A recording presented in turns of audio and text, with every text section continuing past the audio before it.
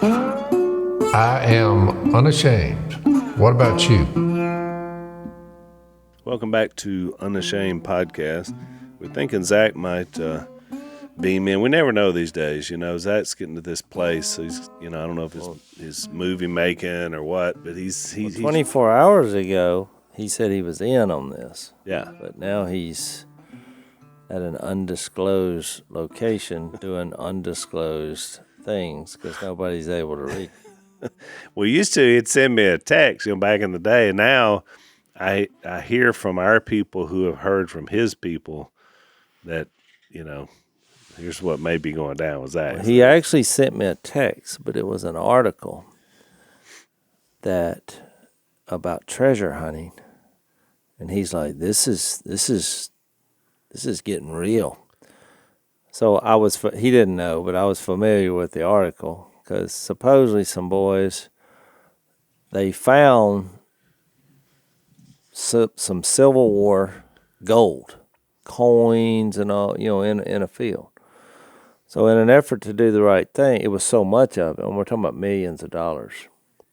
In an effort to do the right thing, they called the authorities because they thought, here's this piles of hidden gold. And so the FBI shows up and they said, well, y'all leave because we're going to undergo an investigation. So they wouldn't let them hang around.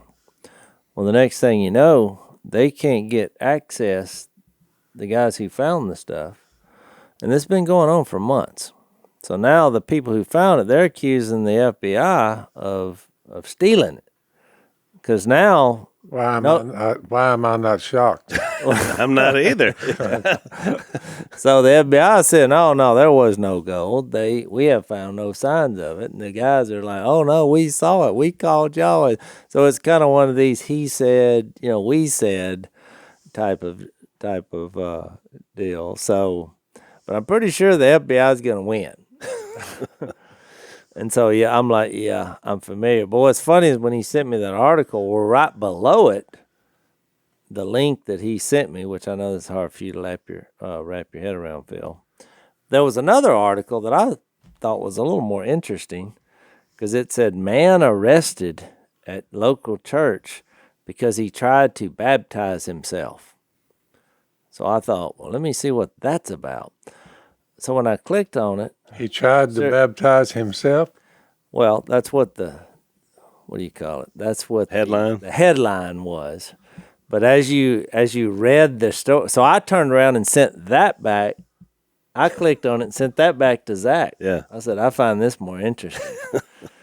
and so Zach was like, what in the world? I mean, that's crazy, but Zach didn't read the article. He did. He clickbaited it. He only went off the headline. I said, well, you got to read the article. Why don't you go ahead and read the article like I did on the one you sent me before you jumped to conclusions on what that meant. So the guy does $8,000 worth of damage breaking into the place. And then when they interviewed him, he said once he got in there, and then done all this damage, he felt somebody lead him to baptize him and push him under the water. He's like, so he kind of had a story here. He's like, somebody baptized me that was invisible. But the key phrase next was that crystal meth and drug paraphernalia was found on this guy. So I'm like, okay, well, I've put all the pieces together. This was not about a guy trying to baptize himself. This was a guy high on crystal meth who broke into a church to steal some stuff. To steal some stuff. Couldn't figure out how to get out because he was high. And then he thought, well, if I baptize myself, they'll have to forgive me. And now I'm appealing for forgiveness. And that they made a story about it, and there it was. So... But I told. Well, I baptized one yesterday. I hope that wasn't their beef. He may have been the second real. Would you tell that story about it? Reminds me of the old Delmar on the Oh Brother We're Out There when he got baptized, and he said He said he told me I was forgiven for that bank job I did up in Yazoo City. I thought you said you didn't do that. Well, I love lied, it. and I'm baptized for that too. Yeah, I love it, old guy. He said he walked down into the Baptistry pool, and I looked. He was coming down the stairs, coming into the water, and he said, "You mind if I take my shirt off?" And I said, No problem." And he took his shirt off. He was tatted up. He's like that movie. The guy said, "I don't know whether to meet him or read him." Yeah. But he had a lot of. He was solid tattoos. Yeah. I thought, it just stood out. But he wanted that to be seen, I guess. Well, I guess he just felt like he'd gone to all that trouble. He might as well just lay that in there I too. think so. It reminds me of our old buddy Taylor, he was coming from California to Florida for a new job opportunity. He's a stunt man, and he listens to the podcast. I know he'll hear this, and he wanted to get baptized, and so we baptized him. But it was still pretty cold. It was like late February, and I said, "Well, you want to put something on kind of warm?" Or he said, "Oh no, I'm good." So when he comes out, it's just me, you, and Dan there. He's got nothing but his skivvies on. Yep. And I was like, "Are you sure, man? Because I'm telling you, this water." He said, "Oh no, I'm going in. I'm like a newborn baby." It wasn't quite all the way, but he didn't have much. And I said, "It's gonna be cold." He came up out of that water yelping. I said, "Is that because of cold or the Holy Spirit?" He said, "I'm fired up to be a new brother." So it was pretty funny. You never know. Yeah. He's doing good though. I stay in contact with him. He's following the Almighty, so that's good. So unfortunately, I can't solve those two cases, but I'm pretty sure the guy who's been baptized. So were the articles linked? Like, what was the? No, it was just like happened the to be in next the- article. okay. It was the next one in the 'Cause I was hopper. trying to figure out what the meth had to do with the. Well, it was just you read this. This might interest you, Right. which I didn't see the connection, but they did. So did the guys sue the government? Have they sued the FBI over the? Oh yeah, it's an ongoing battle. You know what's sad is there would have been a day when you wouldn't have even thought twice. Oh no, these guys are crazy because the FBI. But there's been so much happening in the last like 8 to 10 years with the FBI, and now everybody's like, "You're not sure." I mean, like used to be, I would always say, "Oh, it does seem a little far fetched that they would just make this up. yeah." Now look, the authorities are saying, hey, they're making it up. It ain't there. And at one time, I would have said, "Yeah, the FBI is not going to lie about me." Now I'm like, I don't know. There's been some lying When you're going on. talking about millions of dollars Right. involved. So what is? So tell me this then. You're because you're the guy that does this now. What should they have done? Like, did they do the right thing? And maybe if they did, if it's assuming what they say is true. What is the really, protocol for what should they have done? They had permission to be what's there? crazy is if they'd been in Europe, England is the most liberal place for treasure hunters in a good way. You can go hunt anywhere as long as you turn it in to the government. Okay. And they will give you the money value of whatever you find. So they want it so they can have it for prosperity. But Well, it's older. England's a lot older than America, so they're like, we want the stuff, so but we'll have pay at it. But we'll pay for if you finding try it. to haul it out of here without letting us know, That's actually a good way. we're going to throw you in prison. I love their procedure. Right. So Because what are you going to do with it anyway, except just have it? in America, it's more about the landowner. Whoever owns the land, you work out a deal. So where the guys who supposedly found the gold, if they contacted the authorities, to me, that's where they messed up. They should have just worked it out with the landowner. That's it. I think in an effort. Never bring the government in on it. Exactly, because they didn't have to. If the landowner, you make out a deal with him, now maybe there's more to the story. I mean, Could be. I don't really believe a lot of what you read. No, 'cause exactly half right. of what you read about me on the internet is just absolutely false. Or So- dad, yeah. So you can't. You have to. You're probably not getting the whole story. I get so upset because there's somebody almost every day that I encounter people that come to me and say, "Oh, did you hear about what happened?" And then they tell me some news story they read on the internet. I'm like, "Well, how do you know that's true?" And they're like, Well, why would they make it up? I said, well, they make up half the stuff on me about that. Why would they do that? They're like, oh, that's not true. It's like, no. I mean, and just crazy things. Yeah. So I don't know why people in America, for some reason, a lot of people think that everything they read on the internet is true, and it's just absolutely false. There's even commentaries about the Bible on there that just couldn't be any further from the truth. That's exactly Somebody there's stuff in the encyclopedias and all that that's just false. I'll be on the road somewhere and they'll say, I'm worried about your dad. And I said, why are you worried about dad? Then they tell me some story and I was like, well, that's not true. They're like, well, I read that. And I was like, yeah, but I was just with him yesterday. It's not. What you read. He doesn't have brain cancer. Trust me. I've had people come up and say, well, look, I've forgiven you, and I'm like, do I know you? And they're like, well, I sent you 15 Facebook private messages and you never responded. I said, I had been on Facebook in 5 years. And I wouldn't even know how to click on a private message. So whatever you thought that relationship, what kind of goes in with what we're talking about. You're sending a message to a person that's not there. That's not prayer. That's not a relationship. That's just you believing in something that doesn't exist. I had a guy come up to me Sunday after I preached this, and he said, yeah, I said, boy, no, Al, he's preaching. He read, and he mentioned a guy's name post on Facebook. He said, you've been reading what that guy's been saying now? And I said, I'm not on Facebook. I don't know what you're talking about. He said, well, I figured you were just responding to him. I said, let me tell you how it works with me in preaching. I don't preach to respond to anybody about anything. I take a text and I preach that text. If what I said goes against what you've been reading on Facebook, then that's somebody else's problem. But I mean, in his mind, he was thinking, "Yep, oh wow, he's decided to deal with this brother." And I'm like, no, that's not the way I've ever approached preaching. I don't shoot from people from the box. Yeah. So you got what's fake, and then you got what probably happened in like those two stories. You can kind of figure it out, just common sense. I do think the treasure thing is a little bit harder to wrap your head around because even though we don't know. I hope it's not true. I hope that what it seems to be is not true, because that would be terrible if it was. I mean, that would happen to somebody.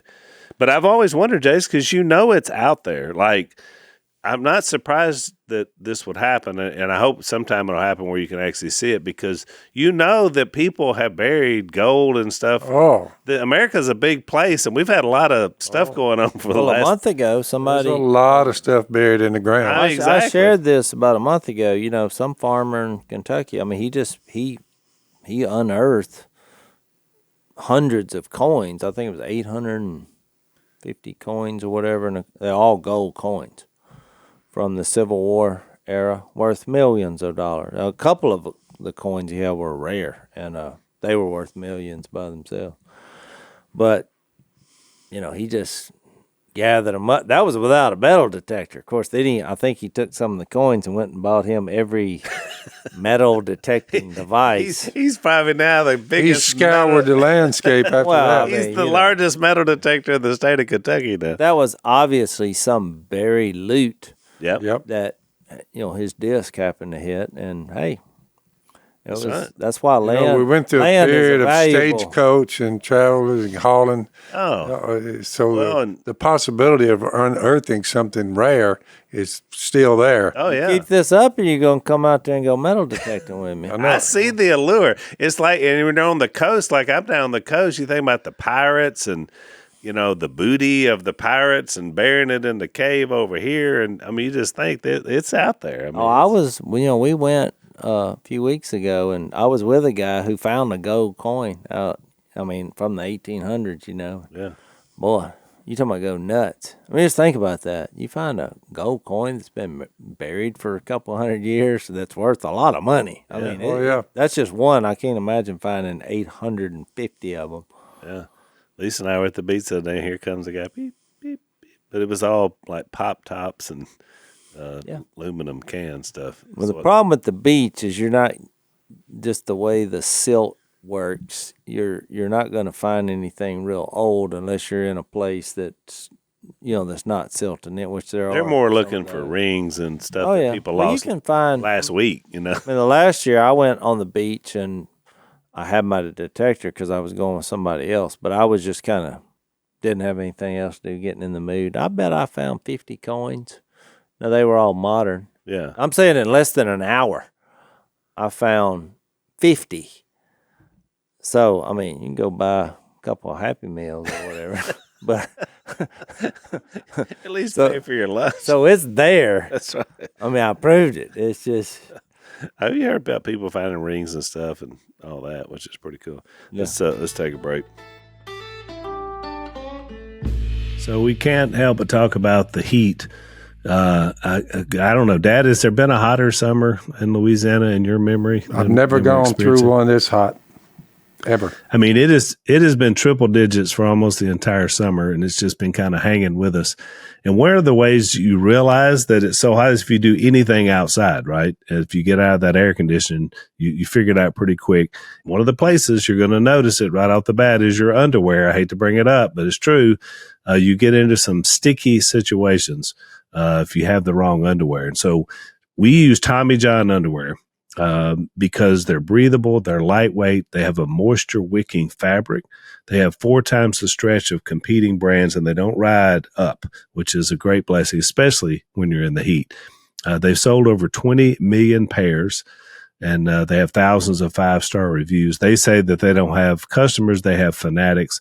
And I've been one for a very long time, even before they began sponsoring our podcast. So love these guys. They've got a best pair you'll ever wear, or it's free guarantee. So you have nothing to lose to give them a shot. Try them out. Get 20% off your first order right now at TommyJohn.com/Phil. That's 20% off at TommyJohn.com/Phil. See their site for details.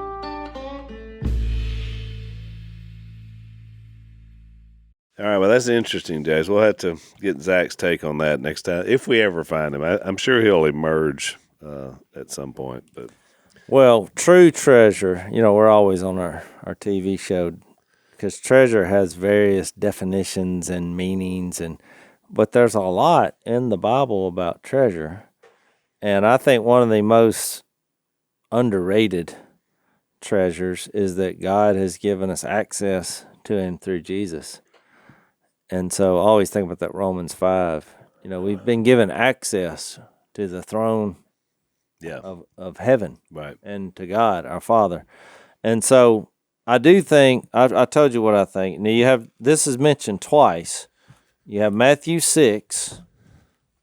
I feel like we ought to read at least the prayer in Matthew 6. Well, what was the text about? He found somebody's found some kind of treasure.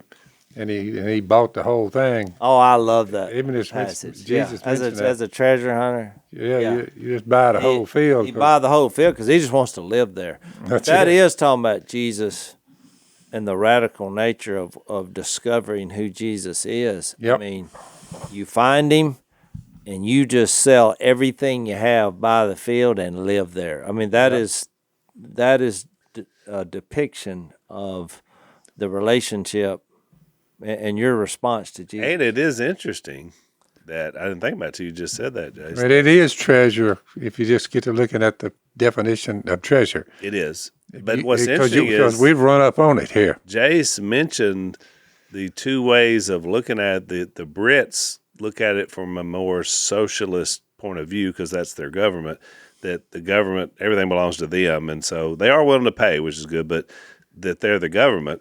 But in America, it's the landowner, which interestingly enough, Jesus' parable says whoever owned that land had rights to that treasure because you go and buy the land. So Jesus actually it sounds like. Well, that came from the founding fathers there. That's right. Yeah, that's Matthew. And maybe that's why they thought of it. Matthew 13:44. The kingdom of heaven is like treasure hidden in a field. When a man found it, he hid it again.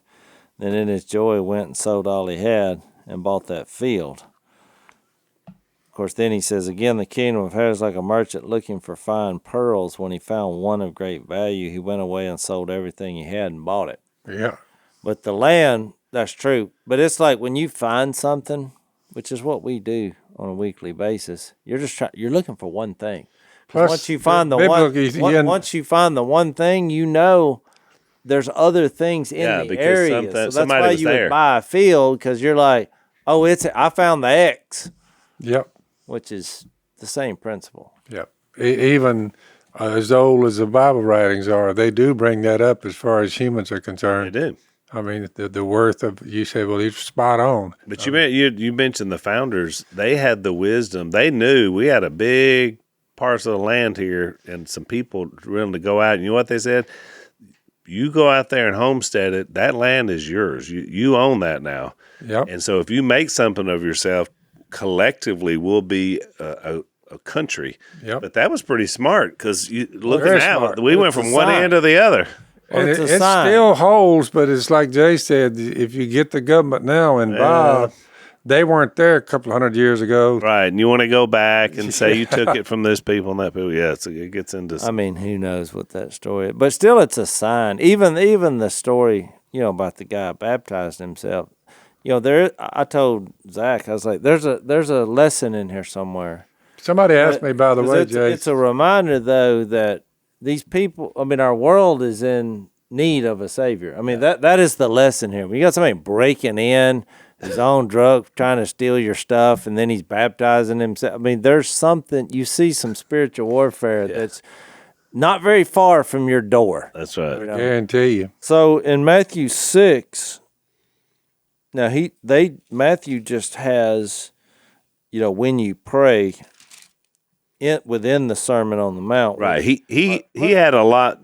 When Luke did that version of that, it was a lot more condensed. But Matthew includes this in this. So which I think most scholars agree. What we call the Sermon on the Mount. They just took a collection. That's right. Of things he here's said. what Jesus had to say about this. Yeah. So in verse 5, it says, "And when you pray, do not be like the hypocrites, for they love to pray, standing in the synagogues and on the street corners to be seen by men. I tell you the truth, they have received their reward in full. But when you pray, go in your room, close the door, pray to your Father who is unseen. Then your Father who sees what is done in secret will reward you." And you remember a couple podcasts ago, I made a big illustration about, I'd read that somewhere where someone said, the true religion, besides the James passage, helping widows and orphans, it's what you do in your solitude.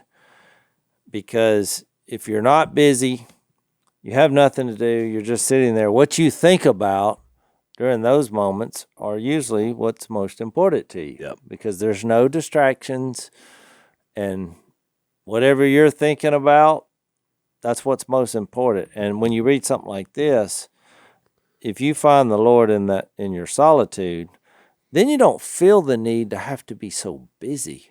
In contrast also. And that's why I said, when you look up on the internet things to keep yourself busy, they've come up with so much frivolous stuff. And that's why social media and all this stuff is so attractive, because people don't want to be left alone to think, especially those who don't have a relationship with God, because then it becomes scary. Yep. It becomes self-absorbed.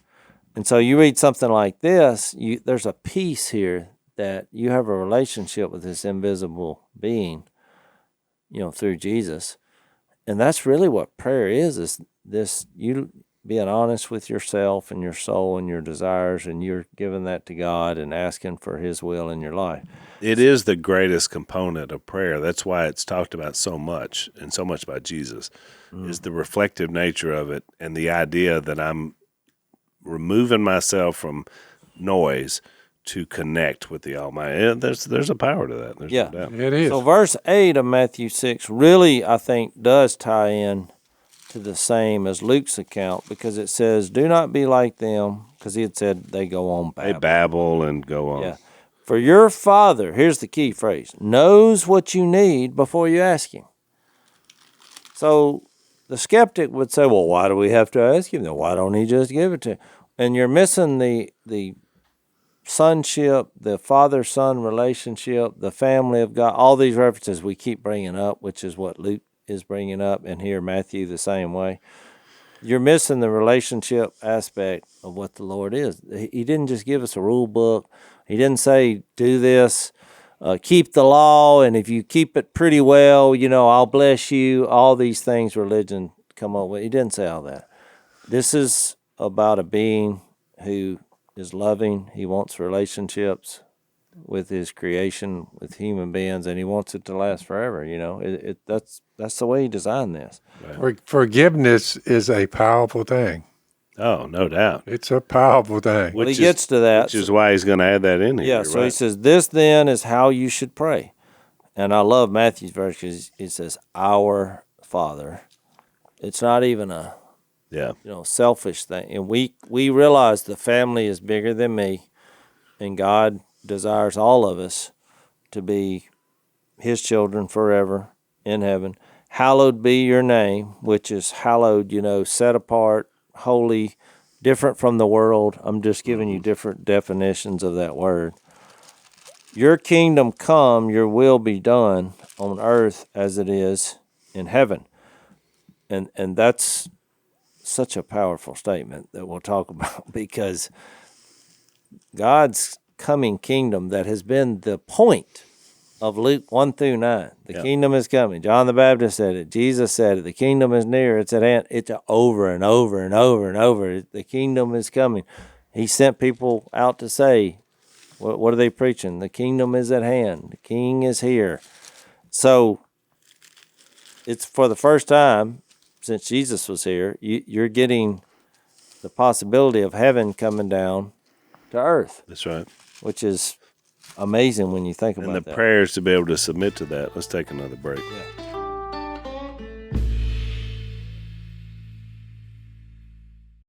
Give us, verse 11, today our daily bread, which I think ties into the Mary and Martha situation also. Forgive us our debts.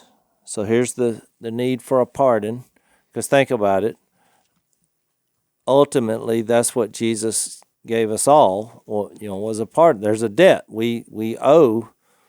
Someone has to pay for the sins we commit and the mistakes we made. There's a debt. So he's like, forgive us our debts as we also forgive our debtors, which Jesus' death on a cross, the ultimate pardon, became our catalyst for us to be able to forgive others, because we're seeing it in that light.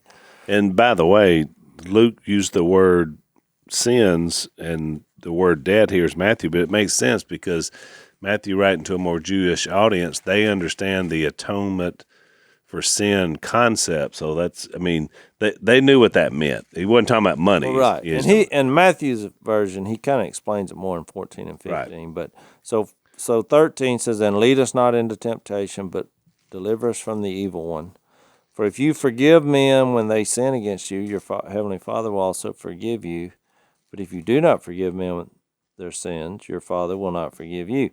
And look, that has become a bit hard for some people to wrap their head around. But if you don't really acknowledge that God's plan of salvation through Jesus on the cross for your forgiveness, you don't have the basis to forgive. The capacity. So you're just might say that to use as a pawn, but that's where true forgiveness comes from. Yeah, it's not you're exactly right. I'm glad you clarified that, because a lot of people see that as kind of we would call it a quid pro quo. In other words, if I have to forgive people or else God's not going to forgive me, as if somehow it's the burden of, only wanting what God's going to give me. But I think your take is right. It's more of a capacity. If I can't forgive other people, I can't accept the forgiveness of God. Yeah, it's kind of like I get embittered. It's kind of like last podcast we were talking about marriages and all, and I get involved in these situations, and you give people advice, and you're like, because a lot of times I'll be talking to the guy, and Missy's talking to the girl. Yep. So I'm talking to the guy, and I'm like, look, you need some serious counseling here. You got, and a typical response will go, well, if I get counseling, then that may be used against me if, a divorce does happen. Because they're like, why were you getting counseling? And I'm like, this is not the basis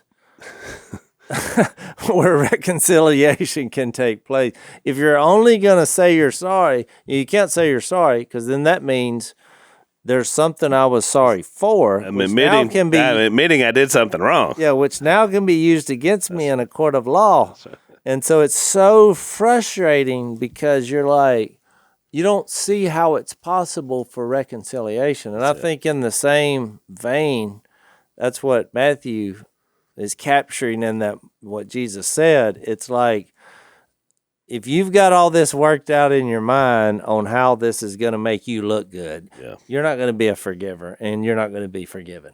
That's right. It's just not going to work. There's nothing, self-promoting about you falling on your knees and saying, "I'm sorry, I've screwed up, I'm an idiot." And yes, people will take advantage of that. Right.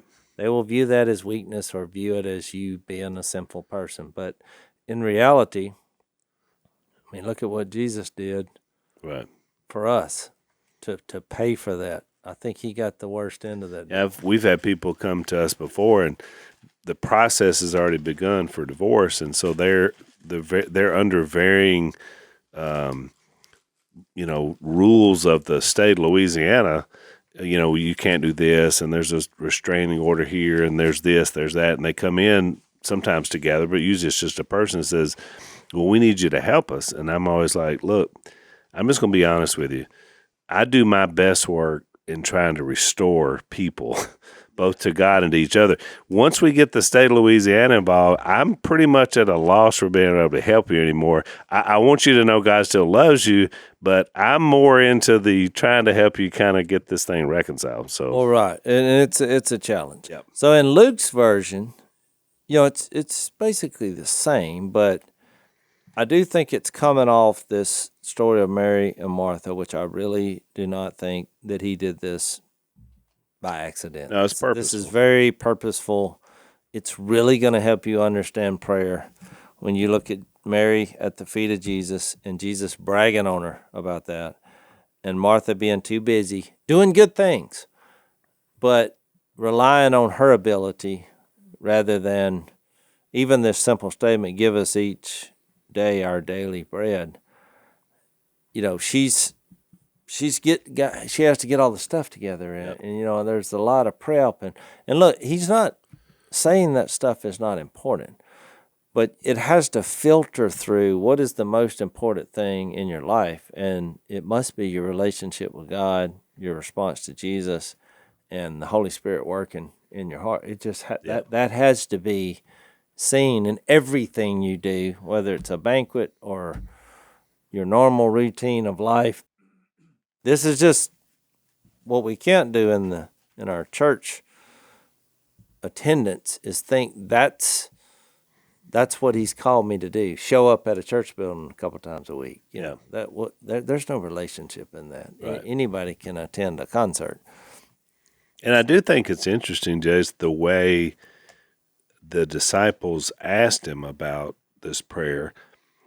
They said, "Lord, teach us to pray," which you'd think they could have stopped right there because of watching him, because several times he's withdrawn. They thought several. thought it would be a big. Well, but they add in, just as John taught his disciples. I just thought that was a weird way to ask Jesus about It's terrible. Because it's almost like, we're looking at those guys, and I wonder if it goes back to, remember when they got that little tap from the Pharisees, like, why don't your disciples fast? Yeah. Like John's do and like we do. So it's almost like they're trying to please somebody other than Christ. I don't know. I just thought the way they asked that was kind of weird. Let's take another break.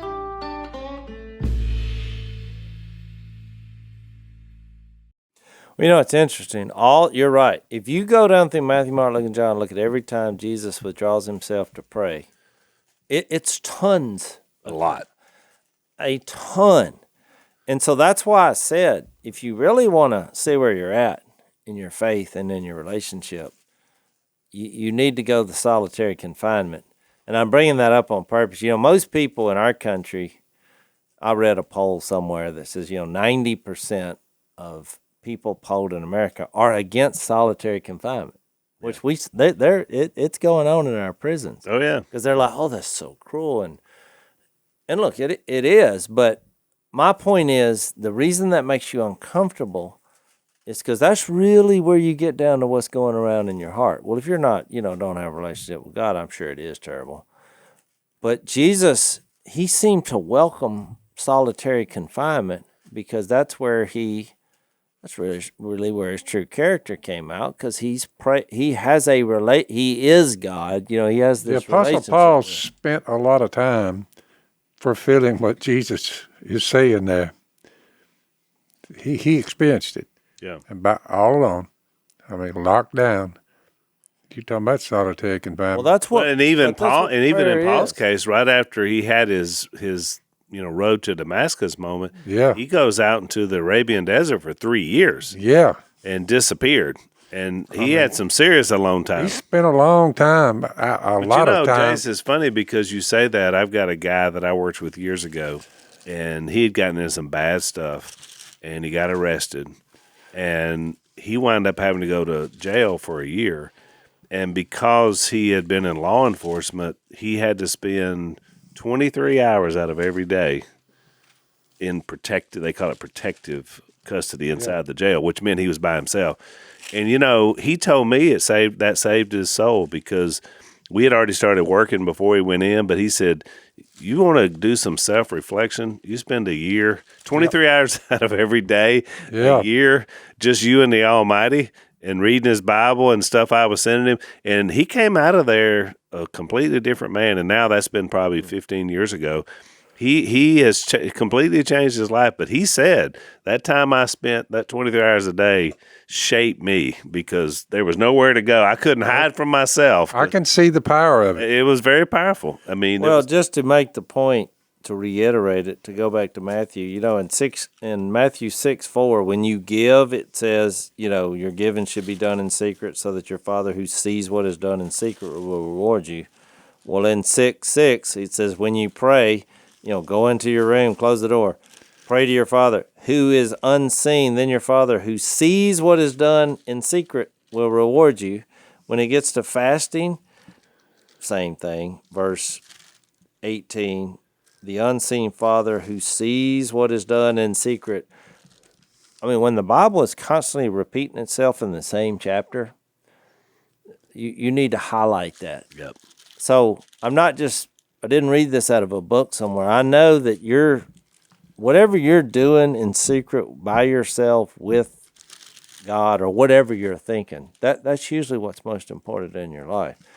And so you got to address that right off the top. Stop being so busy. Take a time out and say, because a prayer, you can have the prayer like the Pharisee, where you're just babbling on, but it's not an intimate secret. The prayers I'm trying to bring up are those when you're by yourself, or just thinking, or it's you and God. And I think that's what he's addressing here. So he tells his disciples in verse 1 of chapter 11 of Luke, because they said, teach us how to pray, as John taught his disciples. And he said to them, when you pray, say, Father, or our Father.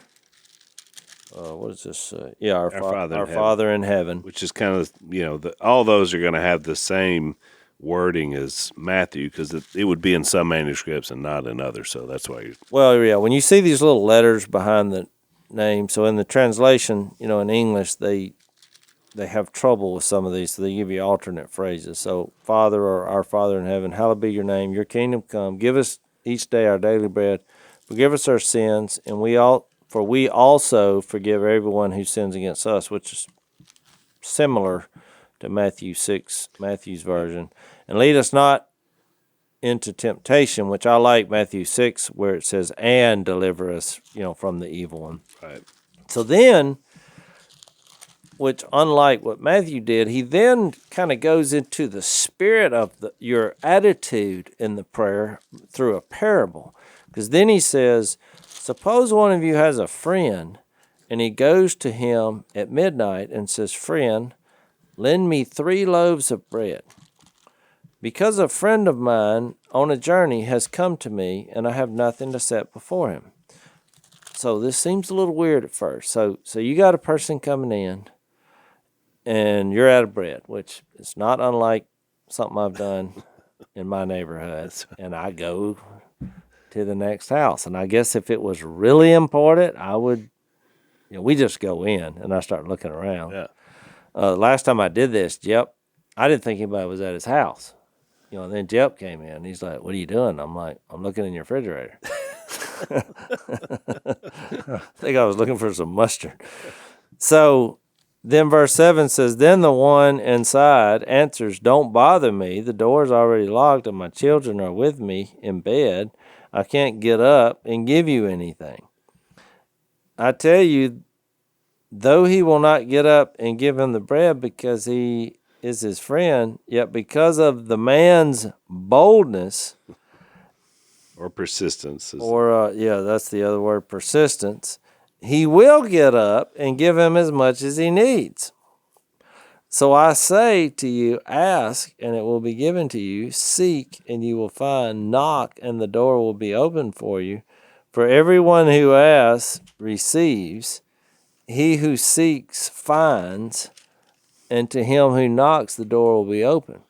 So which of you fathers, if your son asks for a fish, will give him a snake instead, or if he asks for an egg, will give him a scorpion?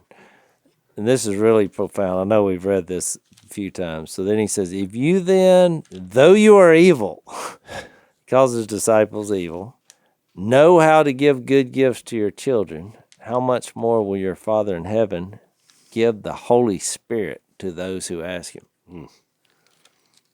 So there's a lot there. There's a lot.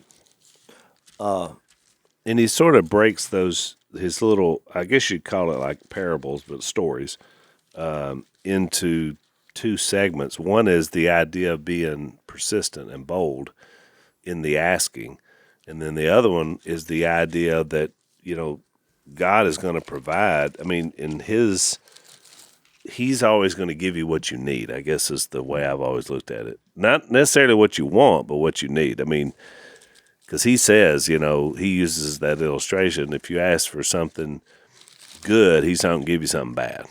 Well, some of the translations where it said boldness, yet because, in verse 8 where it says, yet because of the man's boldness, some of the versions say shameless audacity. Yeah. And I want to bring this up because it's actually the opposite of, when you read, where is it, Hebrews 12, where it says to be reverent and in all. I may have to look that up. For our God is a consuming fire. Yeah, that's at the end of Hebrews 12. Let's take our last break.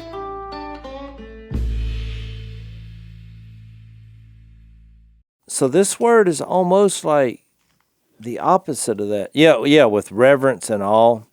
Therefore, Hebrews 12:28, since we are receiving a kingdom that can't be shaken, let us be thankful and so worship God acceptably with reverence and all.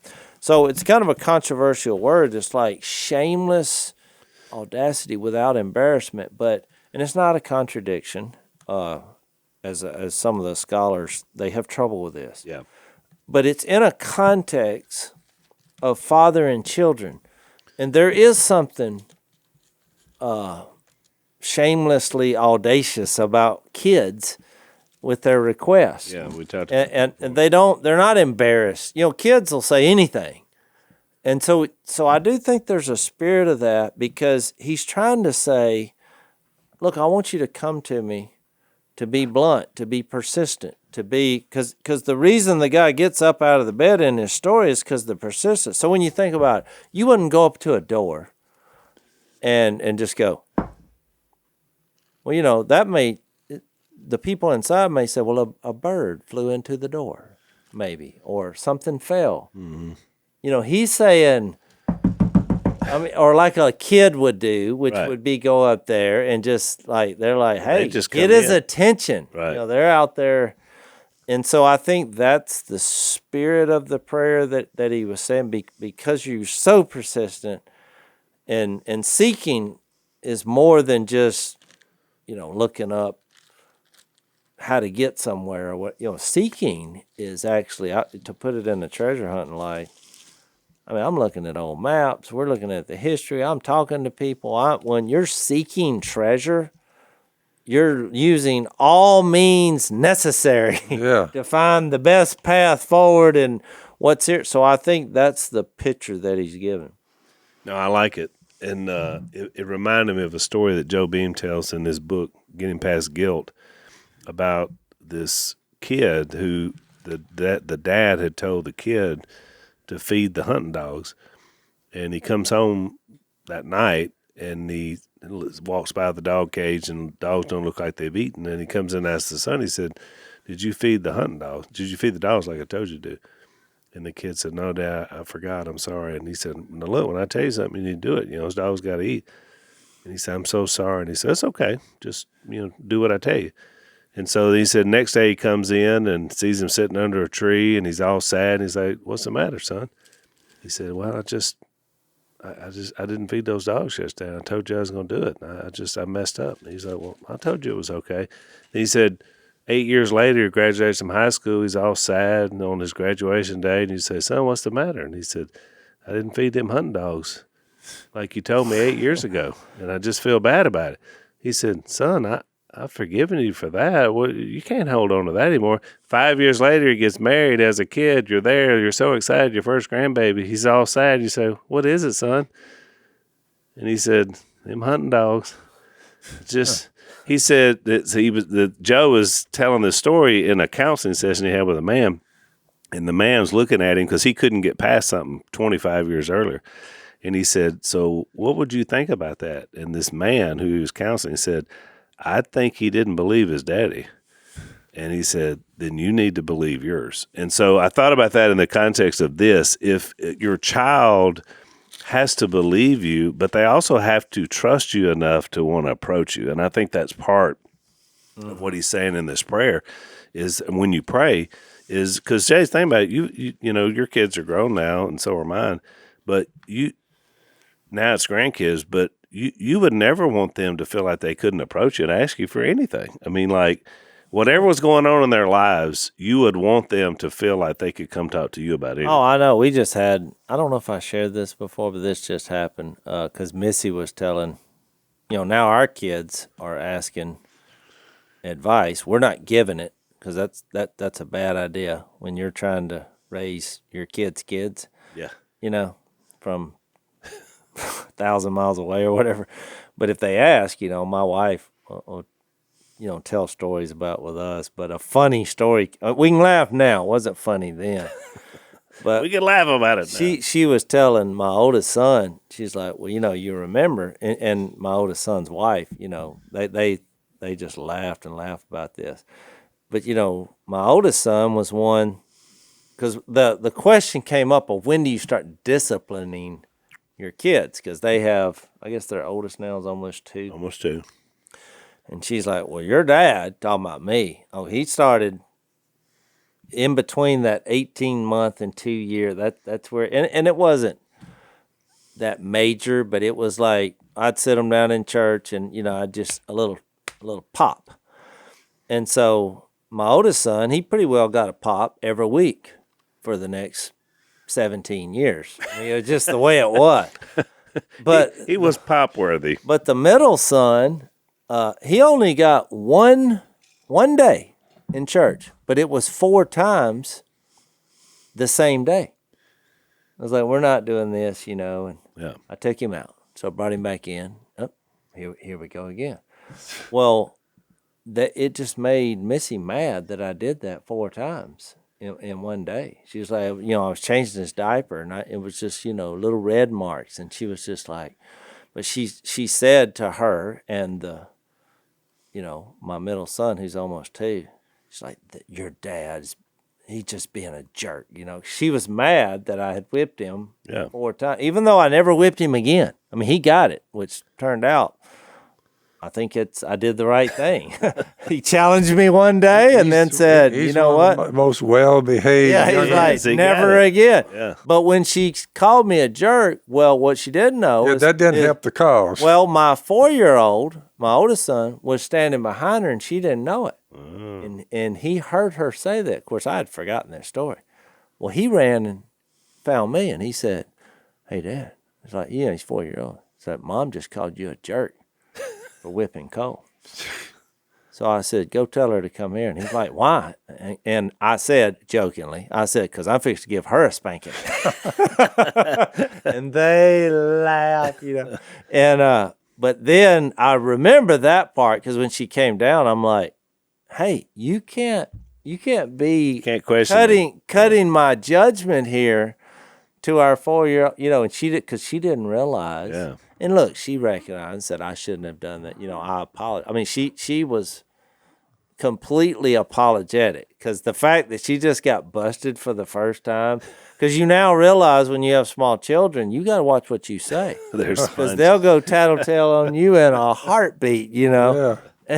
And so it worked out. Yeah, I never heard that story before, Jay. Yeah, neither. Well, it was a good story for her to tell them. I mean, we're all around the hood trying to figure out, we want these kids to grow up with some character. Well, whatever anyone else says, those two boys turned out well. Well, they did, and the Lord is good. But I just wanted to say, because look, it used to bother me when people would get up, and they start praying, and they're like daddy and real emotional, and I thought, oh, come on, dude, But I do think there's something there, realizing this was Jesus' idea to put this in a father-son relationship. Right. But it's also, he does discipline those he loves. Even that Hebrews 12 passage that we read about reverence and all, you figure that out.